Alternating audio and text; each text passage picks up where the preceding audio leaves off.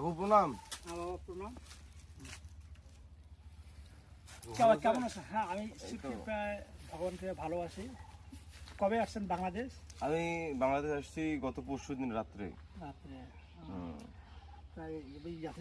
এতদিন কোথায় ছিলেন?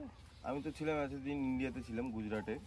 ওখানে পড়াশোনা করছি, আমার বিএসসি ইঞ্জিনিয়ারিং করছি আমি। এখন আমি 3rd ইয়ারে, আর 1 বছর আছে আমার। আমাদের বাংলাদেশ আসার পর এই যে কত বছর পর এই বাংলাদেশে পা দিলে? আমি বাংলাদেশে আসলাম 2 বছর পরে।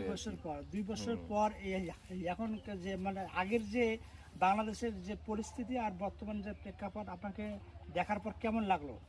না, আসলে নিজের মাতৃভূমি তো আসলে সর্বদা সবার কাছেই ভালো লাগে। আমিও যেমন বাইরে ছিলাম এতদিন, এখন এতদিন পরে একটা মাতৃভূমিতে আসলাম।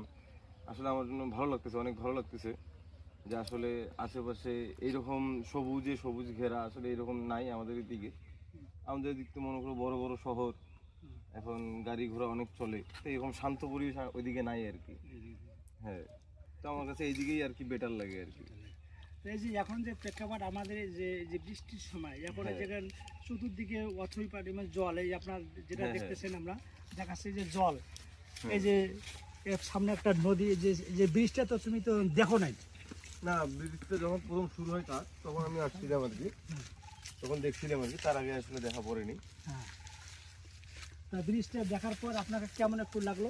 ব্রিজটা দেখার পর আসলে আমার ভালো লাগছে যে না, এতদিন আগে আমরা তো ছোটবেলা থেকেই আমরা এই ব্রিজে, এখানে তো ব্রিজ ছিল না, এখানে একটা বাঁশের সাঁকো ছিল, সেই সাঁকো দিয়ে আমরা চলাচল করতাম। তো আসলে এখন একটা বড় একটা ব্রিজ হয়েছে যেদিক দিয়ে গাড়ি ঘোড়া চলাচল করা যায়, জিনিসটা আসলে ভালো লাগছে যে আসলে উন্নয়ন হয়ে গেছে আমাদের এই জায়গাটা। আচ্ছা, আরেকটা আমি তো শুনছিলাম তোমরা নাকি সুন্দর সুন্দর গানও বলতে পারো বাবা। একটু দুইটা কলি একটু বলা যাবে না? এই নিরিবিলি সময় কেউ তো এখানে নাই, একটু দুইটা কলি আমরা একটু শুনতে পারি কি? আচ্ছা, একটা দুইটা কলি। কিরকম ধরনের গান শোনাবো? যে কোনো গানে হোক, আধুনিক হোক বা যে কোনো আপনার ভারতের যেটা প্রচলিত। আমরা তো ভারতের গান কখনো শুনি নাই। না, আমি তাহলে একটা মহাদেবের একটা গান বলি। আচ্ছা, বলে।